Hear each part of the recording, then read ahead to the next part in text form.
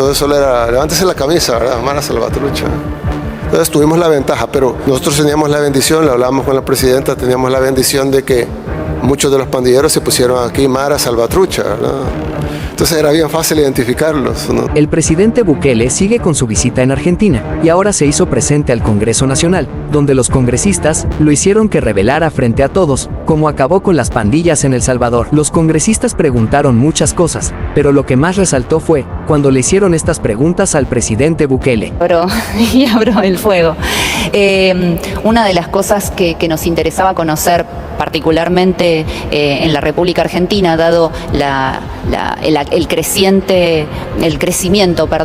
del crimen organizado, de todo lo que tiene que ver con el narcotráfico, la trata de personas y demás, es cómo trató El Salvador todo lo referido a las maras, para llegar al punto en el cual hoy los integrantes de estos grupos de crimen organizado, bueno, están detenidos y la situación en términos de paz en El Salvador es diametralmente distinta a como era antes.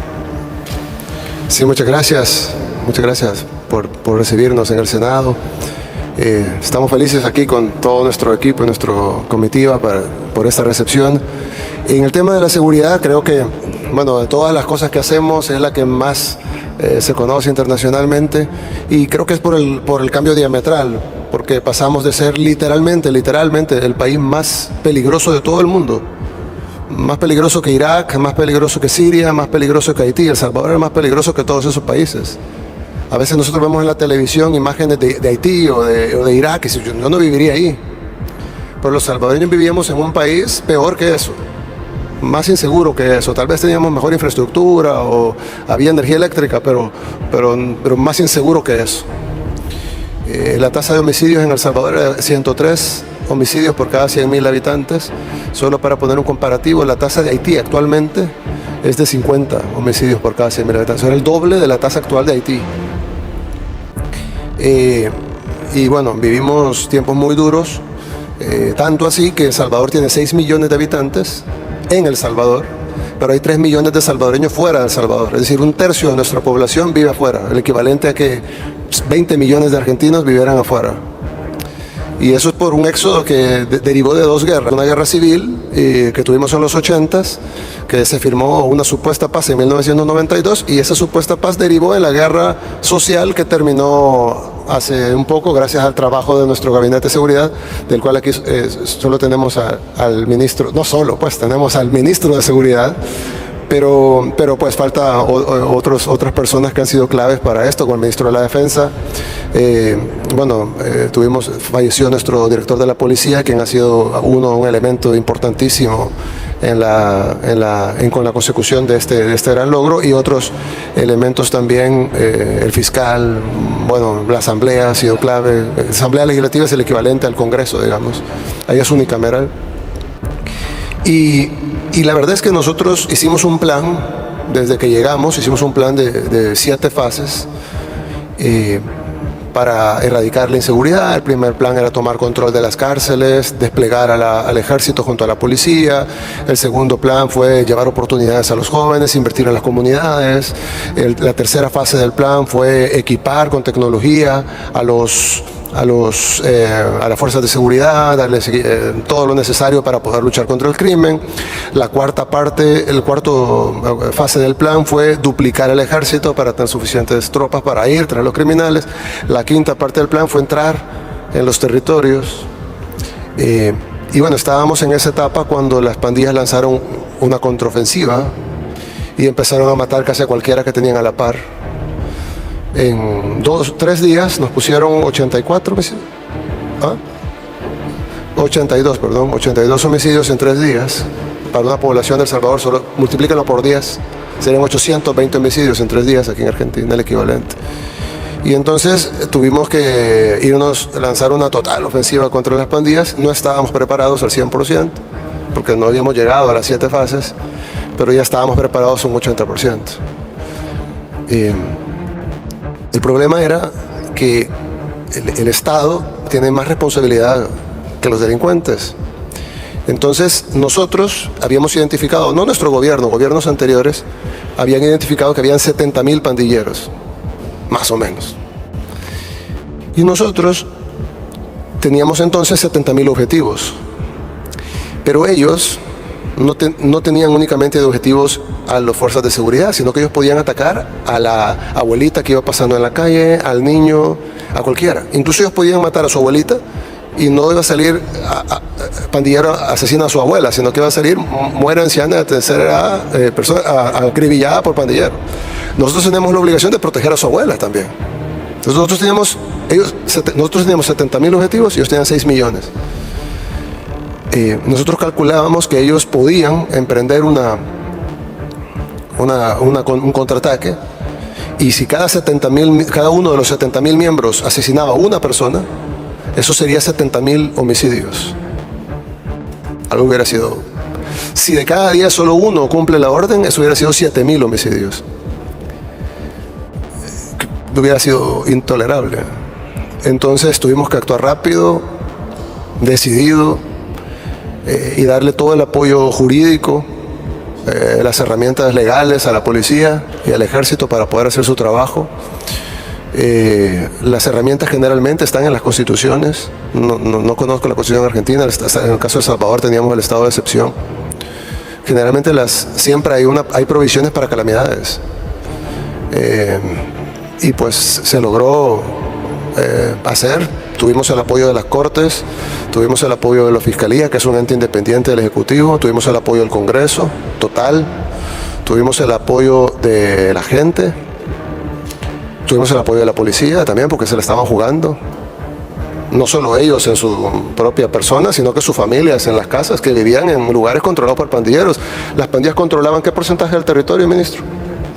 El 85% del territorio está controlado por las pandillas. Se pudiera imaginar, entonces el 85% de los policías de la familia de los policías vivían en territorios controlados por pandilleros. Tuvimos que tomar todo eso en cuenta. Los detalles serían muy largos, con gusto se los doy, pero se nos iría la tarde. Pero tuvimos que ir contra ellos. Lo que sí es importante, y lo que nosotros, cuando hay países que dicen, bueno, ¿qué podemos hacer nosotros para combatir nuestro fenómeno de delincuencia?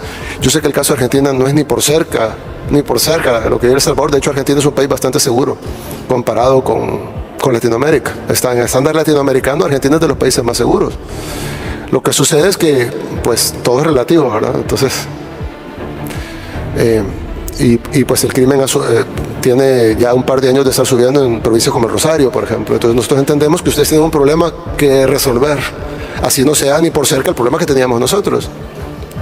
Pero nosotros siempre le decimos a cada país, porque hemos platicado con varios que tienen problemas mucho más graves que el de ustedes, menores que el nuestro, y les decimos siempre, cada país es distinto, tiene distinta legislación, distinta estructura, distinto problema.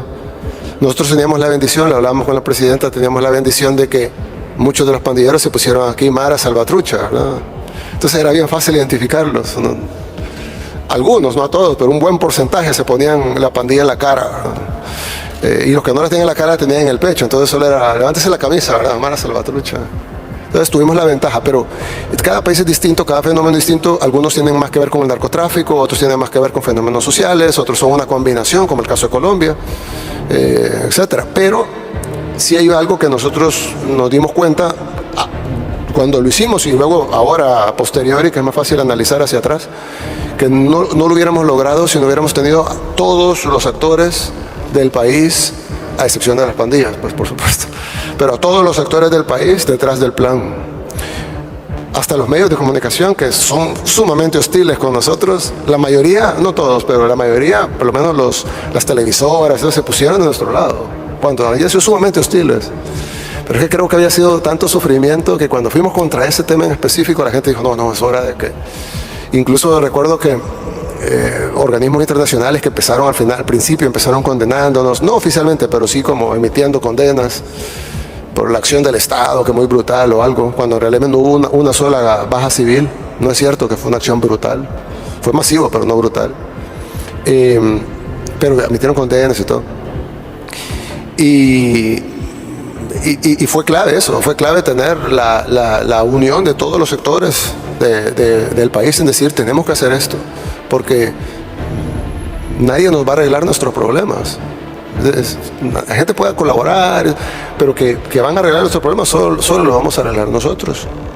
Y y requería toda esa unión de factores. Incluso qué hubiera pasado si hubiéramos llevado a los primeros 1000 pandilleros arrestados y los hubieran dejado libres a los 3 días. Ya luego la policía dice, yo no voy a arrestar a nadie. Es decir, tener el apoyo de completo de la sociedad fue clave para poder solventar el problema. Y ahora, visto hacia atrás, creo que, como le decimos a todos los países, independientemente de las realidades de cada país, que son distintas, y cada plan pues debe ser ad hoc a su realidad, debe de contar con un apoyo consensuado de todos los sectores, porque si no, va a entrar por aquí y va a salir por allá, ¿verdad? Tiene que tener el apoyo hasta de los que manejan las prisiones, porque si no, de ahí mismo van a controlar el crimen. Es decir, tiene que ser una cosa totalmente integral. La senadora por la provincia de Santa Fe, que es cuya principal ciudad también es Rosario, quiere hacerle una pregunta. Buenas tardes, presidente. Gracias, presidente. La verdad que, bueno, como bien le decía la presidenta del Senado, Victoria Villarroel, yo soy de la provincia de Santa Fe, ciudad de Rosario, que tenemos un problema muy grave con el narcotráfico. Nosotros llegamos incluso a quintuplicar la tasa de homicidios de la media nacional. Afortunadamente, con el cambio de gobierno a nivel nacional y provincial y el trabajo en conjunto, la situación de los homicidios bajó sustancialmente. Me sentía muy identificada cuando recién usted decía que mataban a gente inocente, iban por la calle y mataban a un inocente para llamar la atención. Nosotros sufrimos exactamente lo mismo. Estuve charlando mucho con su ministro de Seguridad y Justicia respecto de lo que ustedes trabajaron, pero me gustaría hacerle una pregunta que tiene que ver con el territorio, ¿no? Con el tema del manejo del territorio y en específico de los jóvenes. Un problema que nosotros tenemos es que muchas veces los jóvenes tienen viviendo en el mismo barrio a un narcotraficante que tiene la mejor casa, los mejores autos, las mejores zapatillas, mejor teléfono. Y para conseguir eso, trabajando honestamente, muchas veces les lleva demasiado tiempo y parece muy tentador. ¿Cómo hicieron para atraerlos hacia lo que corresponde? Gracias. Sí, gracias. La verdad es que la mayoría de estudiosos sobre el tema dicen que el gobierno debe de llegar con opciones. Dicen que el gobierno debe llegar con opciones de cultura, educación, salud, oportunidades de empleo. Nosotros, desde que estábamos en la alcaldía de la capital, que era, digamos, uno de los lugares más peligrosos, trabajamos en eso con la juventud, pero nos dimos cuenta que realmente el diagnóstico está un poco errado, porque si bien es cierto, y nosotros lo aceptamos, y yo lo he dicho esto públicamente, que el problema de El Salvador principalmente devino de las injusticias de la sociedad. Es decir, la mayoría de estos jóvenes se convirtieron en criminales porque la sociedad fue injusta con ellos. Muchos jóvenes no tenían familia, otros fueron reclutados a la fuerza en su momento, otros no tenían algo más que ver en su vida, solo que veían era eso, era el pandillero tiene más dinero, tiene vehículo, tiene decir todo, ¿no? Dinero, la pasa bien, se viste bien, tiene novias, yo no conozco a nadie, etc. Pero el llegar al gobierno con escasos recursos, hacer un taller de artesanía, y pues sí, llegaban algunos jóvenes, pero o a dar clases de inglés o a hacer algo incluso más cool, de breakdance o algo, pero y estaba bien, ¿no? No es que eso esté mal, pero el problema es que cuando el gobierno debió haber dado, en todo caso, a la familia, a la sociedad, digamos, no el gobierno, la sociedad, incluyendo el gobierno, debió haberle dado oportunidades en ese entonces, cuando el muchacho tenía 8 años, 6 años y podía cambiar. Pero ya el otro, el que vive enfrente, que tiene la casa grande, con los vehículos y todo, él no va a cambiar. Y no va a cambiar por 2 razones. La primera razón es porque ya él es malévolo, pues ya es una persona mala. Se hizo mala por 200 razones, pero ahora ya es malo.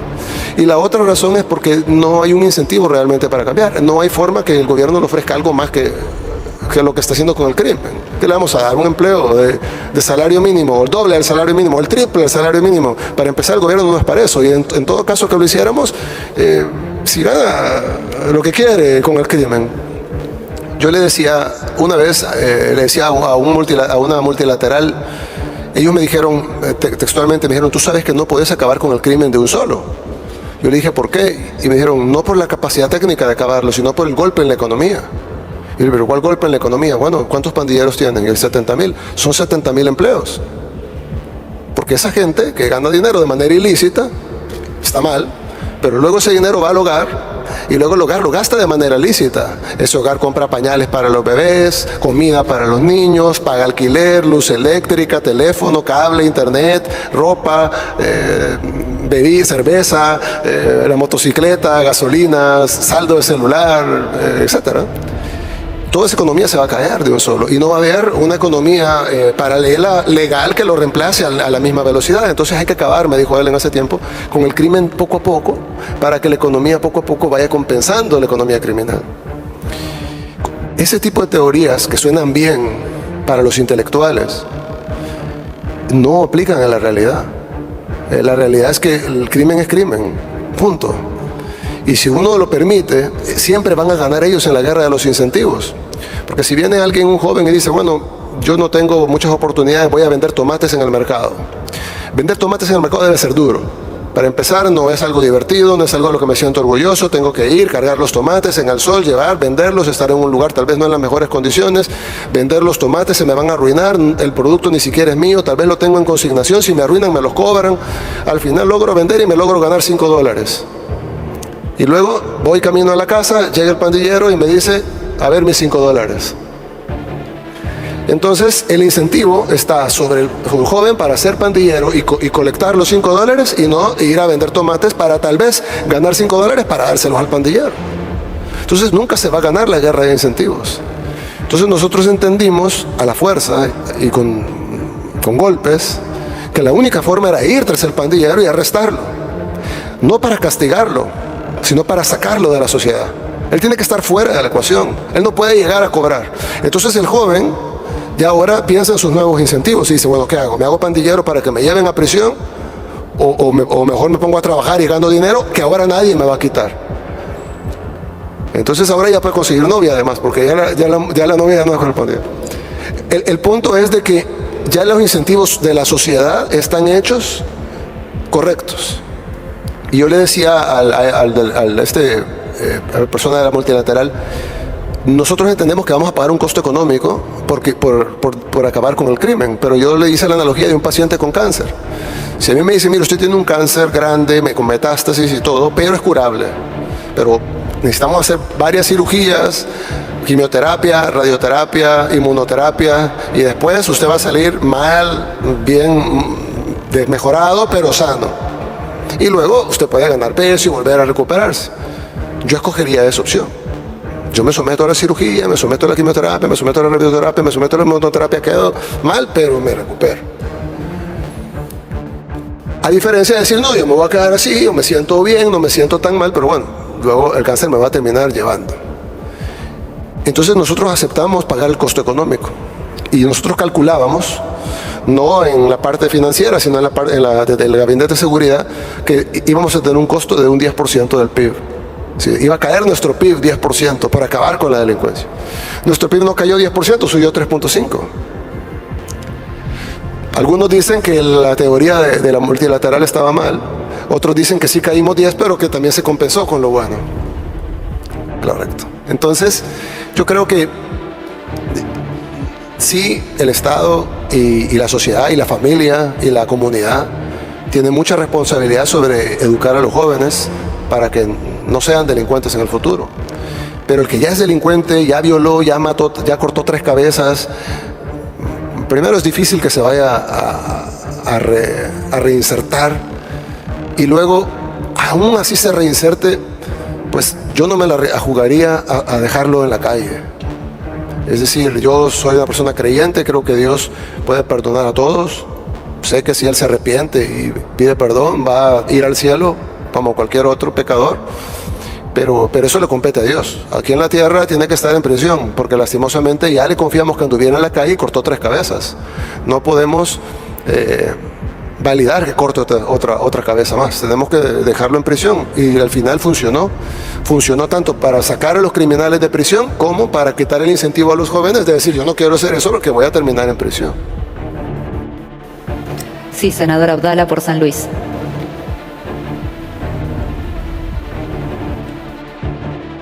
Gracias, presidente. Por cierto, me sumo a todos los saludos de bienvenida a nuestra querida Argentina. Es muy simple conocer tanto en las pandillas, si los ciudadanos eran de El Salvador o tenían de origen extranjero, ya sea sus jefes o los soldaditos. Las pandillas iniciaron en Estados Unidos, pero lo que sucedió fue así. En los 80s tuvimos una guerra civil muy sangrienta entre un grupo guerrillero y el gobierno, básicamente un reflejo del conflicto este y oeste que había en el mundo. Y esa guerra que pues devastó El Salvador hizo que emigrara un gran sector de la población. Esa gente emigró y obviamente la mayoría de inmigrantes van sin nada y entonces se van a vivir a guetos, una especie de guetos en los Estados Unidos. Ahí en esos guetos, en ese tiempo, dominaban las mafias, las pandillas mexicanas. Ellos dominaban el territorio y pues las pandillas, los salvadoreños tenían que ir a solicitar a la mafia mexicana si podían también vender droga y pues hacer los mismos negocios, digamos, que hacía la mafia mexicana. Obviamente hubo pleitos naturales que hay entre distintos grupos sociales y los salvadoreños decidieron formar su propia pandilla. Luego ellos, de formar su propia pandilla, se pelearon entre ellos y se formaron dos pandillas salvadoreñas, que es la Barrio 18, que es porque ellos controlaban la calle 18, y la Mara Salvatrucha, que en Estados Unidos conocía como MS-13, porque ellos controlaban la calle 13, ¿verdad? Correcto. Controlaban la calle 13. Entonces de la 18 para allá vendes tú y de la 13 para allá vendo yo y los mexicanos en el otro lado. La pandilla empezó a crecer como una pandilla principalmente de salvadoreños, aunque se unieron de otros países, en Estados Unidos. En El Salvador no teníamos pandilleros, nosotros no sabíamos que era un pandillero. En los 90 el presidente Clinton inició un plan de deportación de delincuentes, lo cual tienen su derecho de deportarlos, por supuesto, de quien quiere tener delincuentes en su país, pero no le avisaron al gobierno salvadoreño: aquí le enviamos estos delincuentes para que ustedes los metan a prisión, sino que solo los subieron en aviones y los mandaron para El Salvador. Entonces en El Salvador empezaron a llegar estos muchachos que, digamos, se vestían digamos, un poco distinto, que se pudiera confundir con un rapero, pues no necesariamente tiene que ser un delincuente, era la moda en los 90s. Entonces pues llegaban a las comunidades con ropa extrovertida, hablando inglés, con zapatos caros, etcétera, y entonces pues los jóvenes los veían como dioses, ¿no? Y entonces se empezaron a formar las pandillas en El Salvador. Cuando en El Salvador se empezó a ver el fenómeno, yo era un niño pues, pero lo recuerdo bien, cuando se empezó a ver el fenómeno de las pandillas, se empezó a ver más como un fenómeno como interesante, como miren, se están formando pandillas como las de Estados Unidos aquí en El Salvador. Tenían pleitos entre ellos, pero no terminaba en gran cosa. Sí habían algunos asaltos y algo, pero se veía como algo pequeñito, pues como una pandilla juvenil ahí haciendo sus travesuras. En ese momento, justo a la par, será coincidencia o diseño, depende si queremos pensar en conspiración o simplemente las casualidades de la vida, empiezan a promoverse en Latinoamérica las leyes del menor infractor. Coincidentalmente, la mayoría de pandilleros eran menores.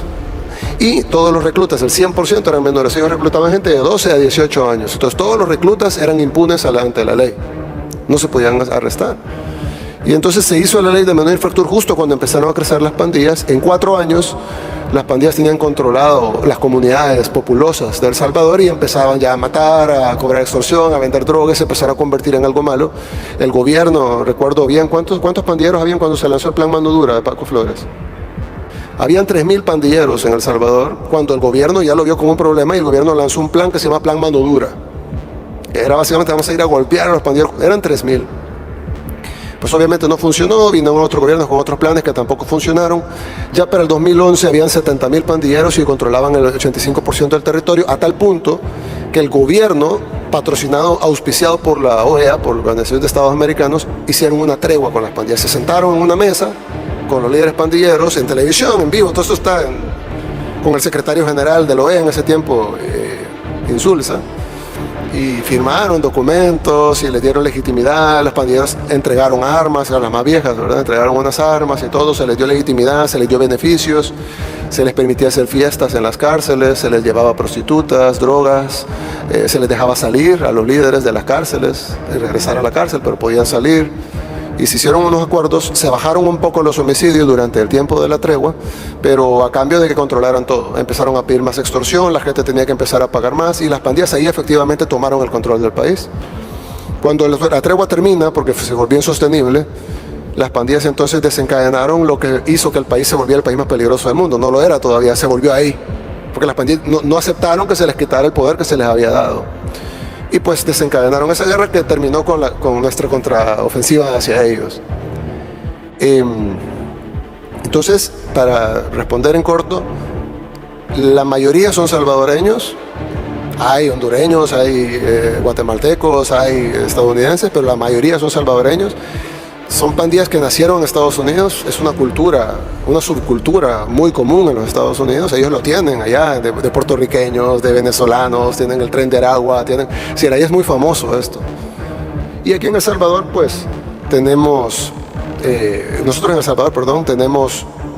mayoritariamente son salvadoreños, sin embargo sus órdenes vienen muchas veces de Estados Unidos. Hay liderazgo, hay tres liderazgos: el liderazgo de los Estados Unidos, el liderazgo de la cárcel y el liderazgo de la calle. Entonces la mayoría son salvadoreños, pero es un fenómeno de una subcultura estadounidense que se ha expandido fuertemente en casi todo el mundo. Es decir, lo vemos en Ecuador, tenemos Latin Kings, es decir, es común. Y siempre, casi siempre, o bueno, siempre, terminan en narcotráfico. Probablemente porque los narcotraficantes los ven como soldados, como bueno, son bastantes, tienen estructura, tienen organización, tienen jerarquía, pues vamos a ocuparlos para que distribuyan el producto.